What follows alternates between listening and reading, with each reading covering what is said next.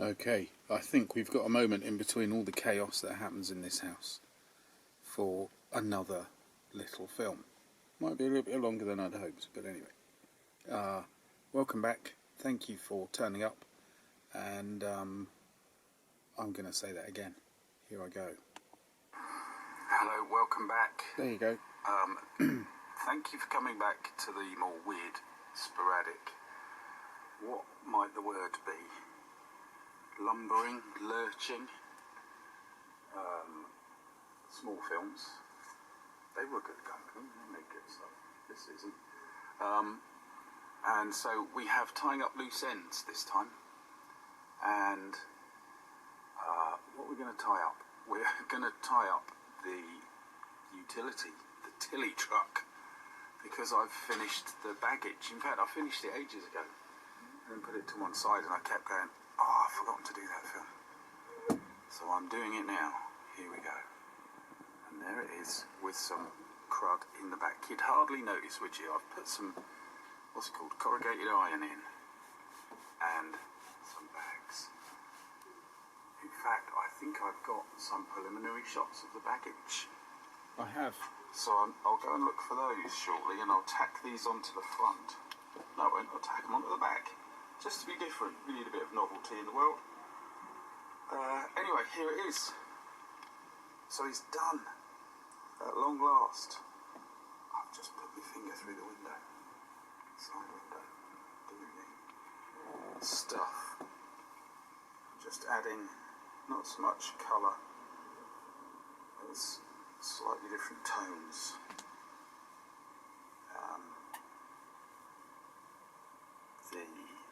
What am I going to say? The corrugated iron is made out of tin foil using a biro. I have put grooves in it, some on each side just to hold the stuff in, because they're probably going to dump more on, let's face it. There will be more stacked on top. Now, I've said it before. Oh look, and it's on a completely unfinished 1/72nd scale street. In fact, let's do this. Take that off, put that on, and you put some bits of rubble. You get rubble in bags, which is cute, and you've got a bit of a church. Although I might keep them separate because they kind of have a multi-purpose quality. Anyway. Here's our Tilly truck. I think it's gorgeous. It's a fabulous vehicle. You may have noticed there's some issues have come up because I've had it kicking around for so long. I've knocked off a, whatever that's called, headlight, and the bumper or fender.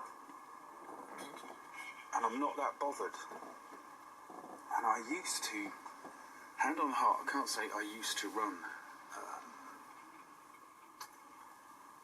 what are they called, like events with World War II stuff and veterans, but it wasn't my department, so I was not the person organising it, but I was the person who was controlling it from above, because I was running the properties that these things were happening at. So I had to say, yes, no, you can do this, you can't do that. Anyway, all of that kind of thing, but it meant that I got to spend a lot of time with some veterans. I've said this before, I know. And one of the things that I loved is, particularly when it was the informal bit and everybody's just chatting, you got the real stuff come out, and they would be saying things like, what really went on. And basically nobody obeyed the rules. And there was sometimes you get pedantic fellas who were asking questions and they thought they knew the answer to already, and you could tell they almost wanted to correct the veterans themselves and tell them they were wrong. And it's like, no mate, these were the guys who were there, they were doing it. And there was one who you could tell was absolutely furious with the fact that the veterans would say, yeah, you would break every rule going, and you'd do this and you'd do that. And there was something similar to this, and I can't remember what it was, so I'll say, but surely they wouldn't drive without a fender and a headlight. And one guy said, we drive around with no lights at all. And another bloke chipped in and said to that veteran, you must have experienced this. What? Go on, tell me. You'd drive around with no brakes. And they all laughed, because just about every one of them had at least once, if not many times, Stupid machine. driven vehicles that really were barely roadworthy at all. It was, one of them said something like, as long as the wheels went round and the steering wheel worked, you would drive it. So I have got the bumper somewhere. I think it might be in the back, in here someplace. But I'm not that worried. You'd nick stuff off other regiments. You'd nick stuff off other units completely. Like, I think this is the Netherlands version of them. With the Orange Lion. So yeah, the British paratroops would be driving ones belonging to them. They'd be driving ones that had been handed over to the Free French. It was just anarchy for, particularly straight after D-Day, for about 9 to 10 months. There was just no control whatsoever. You were just pushing forward and shooting whatever moved. So of course they drove around without any bumpers and headlights. How'd you get about? Well, most of them are young men. Don't monkeys. Remember being young men? Yeah. So, somehow I feel like this has created its own little bubble. And it's going to live in that bubble for a while. I will stick it on, and maybe when I do some other vehicle and I've glued it on and I'm happy, I'll include this in the background or something. But there it is, authenticizing itself. Thank you for watching and listening to this 6-7 minute ramble, but I'm pleased with it now. It's where I want it to be. So, let's have a look at, blow that, some of the stowage which we have here. So, bit of a tangent I suppose, but here we go. Red Zebra Meng double cab stowage. Well, I'm not worried about that, it's stowage one way or the other. And there it is, 1/35. It's quite big 1/35, but stuff to go in the back of the truck, one way or the other, including a spare tyre, which is rather nice. Interesting little thing on the back of this. 1/48th, 1/35th scale models, not really suitable for little kids. Fair enough. And these come from redzebramodels.co.uk. Nicely done. Red Zebra, that's nice, isn't it? Look at that. Nice little bit of graphics. But, here we go. So, we get a lovely, useful, sealable jiffy bag. Red Zebra Models, business card. And what is that I spy peeping out of the corner? Looks like a Christmas card. We'll have a look in a minute. And there on the envelope, a little Red Zebra stamp. This is, I don't want to say professional or slick. I mean, it's professional, obviously. But it's beyond that. This is style. There is nothing wrong with a bit of style.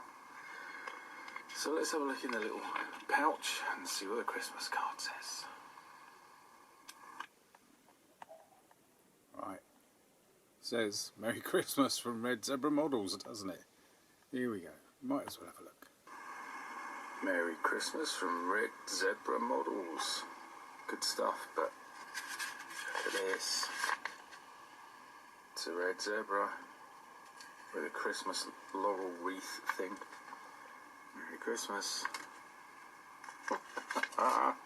And this, well, this is a business card, but it's actually a sticker,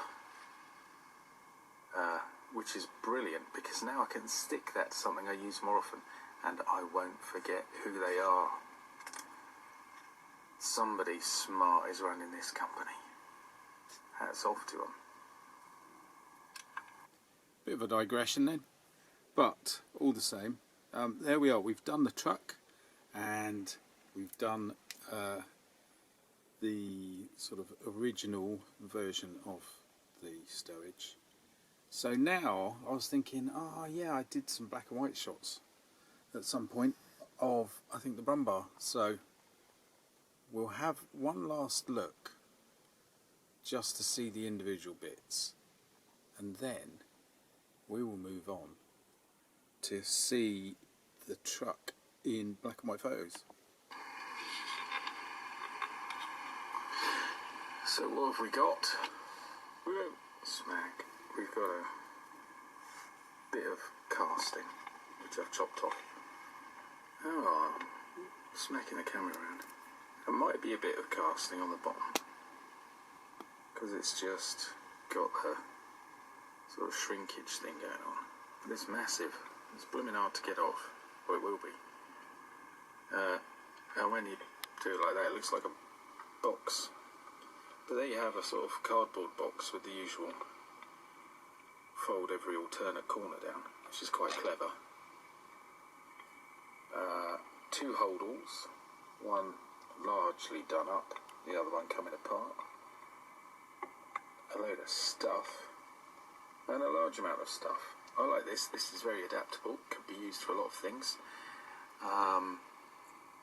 And I may split this lot up and put them in bits of them in different places, and then get another pack of these and put them in the back of a truck. What about that? Sounds like a good idea. Got in a Tilly Don't truck. cost much. Got them off eBay. What they cost? Something like $7.99, or possibly less, and a bit of postage and packaging. Bit of postage and packaging. Right. Paint them. So I did. Now, some shots. Here is our truck in a field. I'm just trying to be one step removed from the model itself and say, okay, what does that actually look like? And very often just looking at the shots on the screen is good enough, but as soon as we got this facility, let's do it. So there we go. Shot one. Should have some music behind this, a little bit of colour. And I've been looking at this new way of making the films enforced upon me by circumstances, and fascinated by the strange, deeper, richer colours that are coming out through that process. So that's part of what's going on as well. But anyway, just trying to get a little bit of that other older times version of colour photography as well. Back to black and white. Here we are. Stowage view. That looks okay to me. Looks alright. A little bit overexposed, but photographs often are. And there. It does look like stowage and things. And here we go.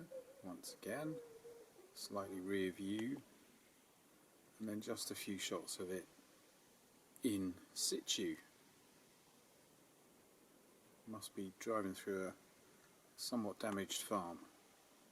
And there we are with the old German, I've forgotten what it is, Stadthouse, I think. Driving through a load of mess. So obviously that little diorama's coming up. It's not a diorama, I mustn't call it that. That little stage set is coming along, and I rather like the colours in that. If I move the camera, a slightly lighter version, but still nice. I like that. I have it as a poster on my wall, and then slightly different version.